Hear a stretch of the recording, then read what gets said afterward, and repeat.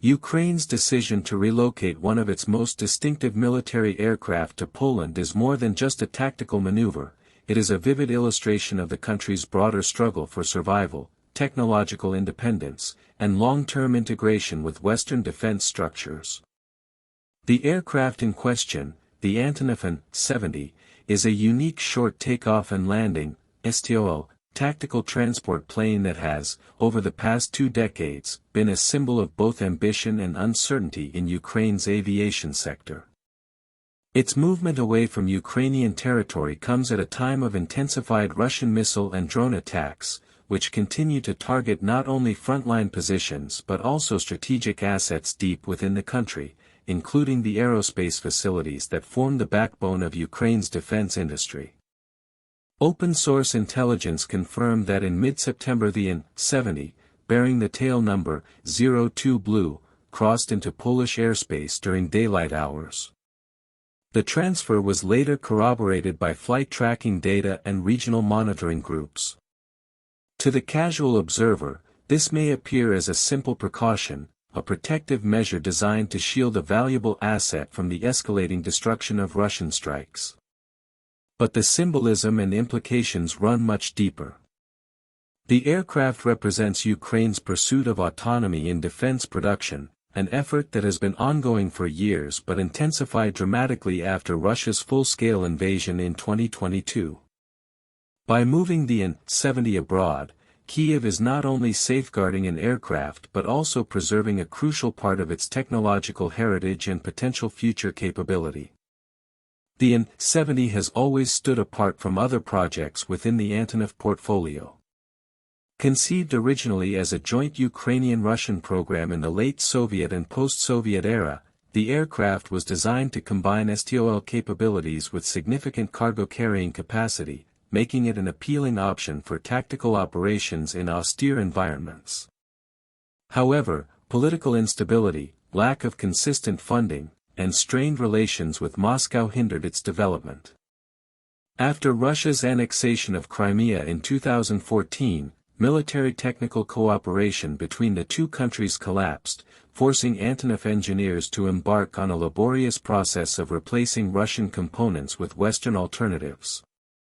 This was more than a logistical necessity, it marked a deliberate shift in Ukraine's defense orientation away from dependency on its former partner and toward integration with NATO standards.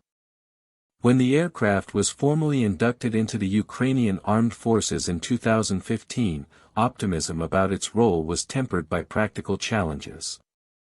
Despite its potential, the An-70 was produced only in limited numbers and was plagued by delays in modernization. By early 2021, it was still undergoing significant upgrades at Antonov's Kyiv plant.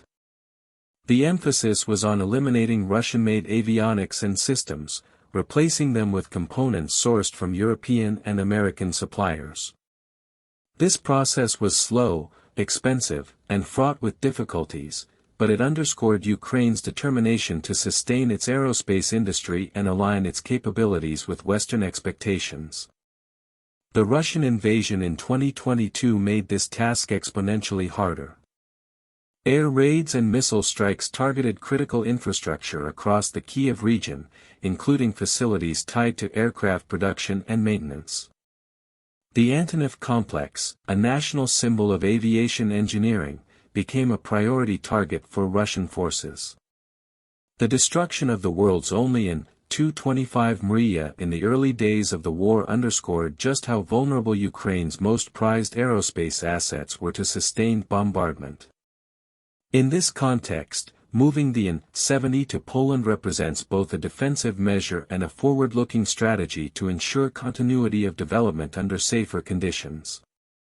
Ukraine has already employed similar tactics with other aircraft. The prototype An-178-100R was relocated to Poland nearly a year earlier, and one of the heavy lift An-124s was transferred to Germany for protection.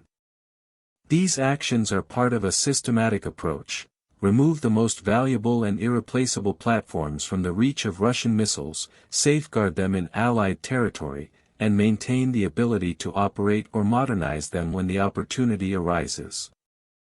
In doing so, Ukraine not only preserves its assets but also creates avenues for deeper cooperation with NATO member states that host them.